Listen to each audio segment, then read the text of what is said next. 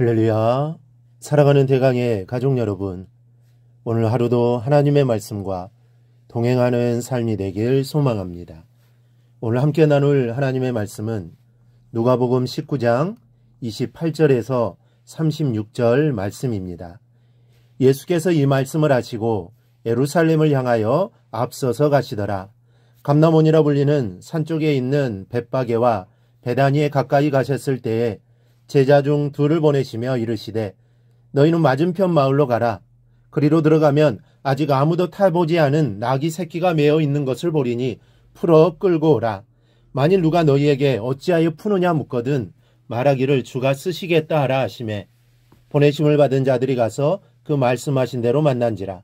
나귀 새끼를 풀 때에 그 임자들이 이르되 어찌하여 나귀 새끼를 푸느냐 대답하되 주께서 쓰시겠다 하고 그것을 예수께로 끌고 와서 자기들의 겉옷을 나귀 새끼 위에 걸쳐놓고 예수를 태우니 가실 때에 그들이 자기의 겉옷을 길에 펴더라. 아멘. 이 공간복음인 마태마가 누가복음은 예수님의 예루살렘 입성을 이례적 사건으로 기록합니다. 하지만 요한복음은 평상시에도 몇 번이나 찾으신 것으로 기록하고 있습니다. 사실 예수님께서 평생 예루살렘을 단 한 번 찾으셨다는 것은 이해할 수 없는 일입니다. 모세율법에 의하면 이스라엘의 모든 성인 남자는 1년에 3번 하나님의 성소를 찾아야 하기 때문입니다. 그래서 예수님도 12살 때 부모와 함께 예루살렘을 갔던 기록이 있습니다. 그렇다면 이 공간복음 제자들은 왜 평상시에 이루어졌을 예수님의 예루살렘 입성을 기록하지 않은 것일까요? 그것은 예수님의 마지막 입성에 큰 의미를 부여하려는 목적이 있었기 때문입니다. 예루살렘의 마지막 입성, 그것은 고난주간의 시작을 의미하며 동시에 십자가로 말미암는 구속사건의 시작을 의미합니다. 고난주간 첫날인 예루살렘에 어떤 일들이 있었는지 그리고 그 일들을 통해 우리가 붙잡아야 할 말씀은 무엇인지 살펴보도록 하겠습니다. 먼저 예수님은 예루살렘을 향하여 앞서서 가셨습니다. 본문 28절은 예수께서 이 말씀을 하시고 예루살렘을 향하여 앞서서 가시더라 였습니다. 그러면 이 말씀은 무엇입니까? 바로 앞에 나오는 말씀인 열 문화의 비유입니다. 이 비유에는 왕위를 받아가지고 오려고 먼 나라에 간 어떤 귀인과 남겨진 10명의 종들 그리고 그 귀인을 미워한 백성들이 등장합니다. 예수님께서는 이 비유를 통해 지금 당장은 귀인이 떠나지만 반드시 왕이 되어 돌아온다는 것과 충성하지 않은 악한 종은 심판을 받을 것을 말씀하셨습니다.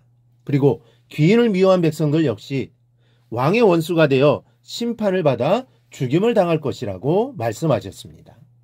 왕위를 받아가지고 오려고 먼 나라로 간 귀인이 누구이겠습니까? 바로 예수님 자신입니다.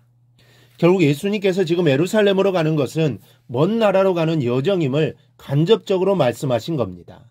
하지만 그 길은 편하고 순탄한 여정이 아니었습니다. 그 길에는 온갖 순환과 고통이 있으며 참혹한 죽음이 있었습니다. 그러나 예수님은 그 여정에서 일어날 이 모든 일들을 아시고 계심에도 불구하고 두려움 없이 예루살렘을 향하여 앞서서 가셨습니다. 마치 장군이 부대 앞에서 진두지휘하여 부대의 사기를 높이듯이 힘찬 걸음을 걸으신 것입니다. 예수님의 예루살렘을 향한 행진은 곧 저와 여러분을 구원하고자 하는 열심과 사랑에서 나온 것입니다. 그렇다면 오늘 여러분의 발걸음은 어디를 향하고 있습니까? 하나님의 나라와 의를 위한 일을 향하여 힘차게 발걸음을 옮기시기 바랍니다.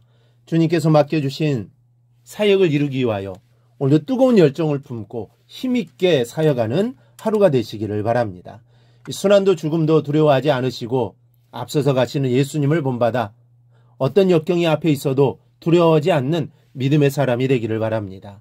이렇게 살아가는 것이 죽음을 앞에 두고 죽음을 알고 예루살렘에 입성하시는 주님의 마음에 보답하는 길입니다. 나를 위해 죽으심도 마다하지 않으시고 예루살렘에 올라가시는 주님의 마음에 합한 삶입니다. 이렇게 담대하게 살아가 주님의 죽으심에 부끄럽지 않는 삶이 되기를 바랍니다. 둘째로 예수님은 나귀 새끼를 타고 입성하셨습니다. 이 다른 복음서와는 달리 누가는 사람들이 예수님을 주의 이름으로 오시는 왕이여라며 찬송했다고 기록합니다. 그렇습니다. 예수님은 왕이십니다. 요한복음 1장 11절 말씀처럼 예수님은 태초에 하나님과 함께 계셨던 말씀이며 만물을 지으신 분이며 당신의 지으신 자신의 땅에 오신 왕이십니다.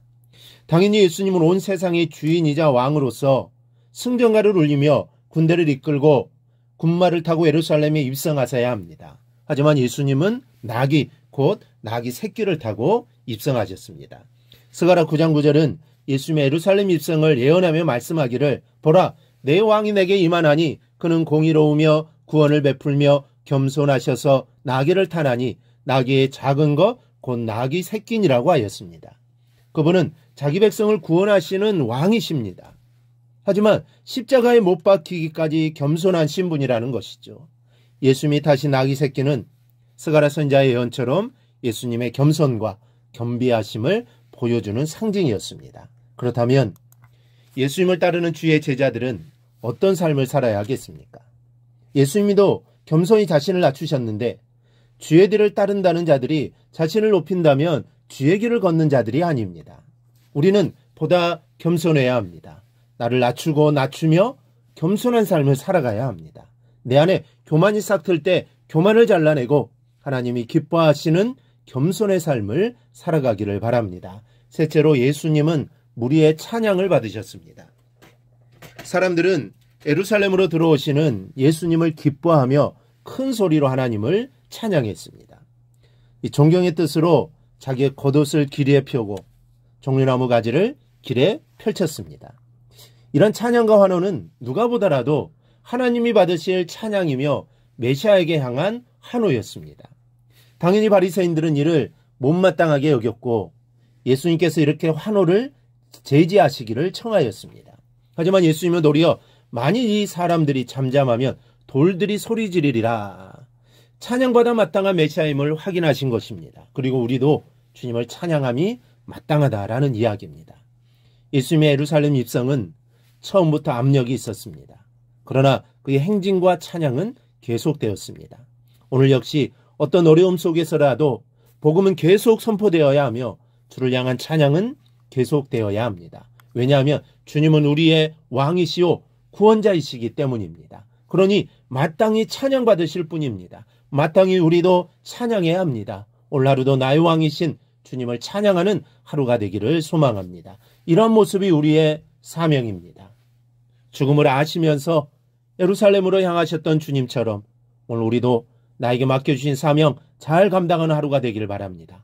그렇게 살아갈 때 하나님이 나와 함께 하셔서 감당케 하실 것입니다.